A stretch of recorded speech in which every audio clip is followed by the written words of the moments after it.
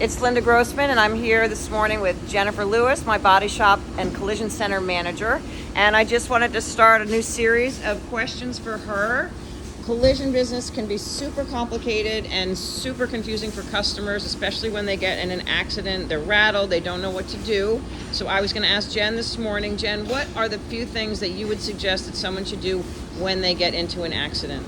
Well, the first thing they should do is make sure that everybody is okay. Nobody is hurt. If somebody is severely injured, naturally call 911. You also want to make sure that your vehicles are off the road and out of oncoming traffic way so that you don't cause further injury. And then what's the next step after that?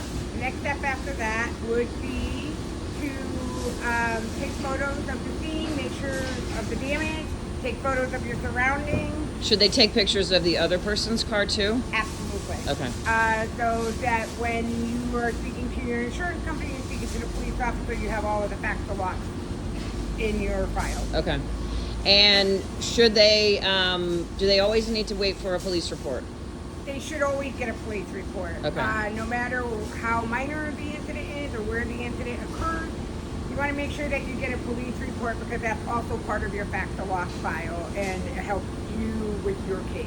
So what if the person, it's just kind of like a bumper scuff and they offer to just give you $1,000 and call it a day and go on from there? What do you do then? This is actually quite common because people do like to try and avoid filing through their insurance claim because, as you know, rates are already up. But never take an on-the-spot payment because it will always be more. $1,000 for a bumper job just is not going to do it. Right, and the claim would be on their insurance, not yours. Correct. If that was the potential scenario. Correct. If you are not at fault, please make sure that you always go through the at-fault party's insurance. You do have the option to go through your insurance, but you have to understand that you'll also be paying your deductible and you'll be waiting to get reimbursed for those expenses. Okay, and last question is, what if the tow truck wants to take the vehicle to a particular shop? In Connecticut state law, that you have the right to shop of choice, and that just let them know that you want them to have it towed to your shop. Okay, and then maybe just give that shop a heads up that it's on the way in. Correct. Okay, Correct. Awesome. We appreciate it. And if you have any more questions, feel free to submit them below or DM us and we will answer them next time. Have a great day.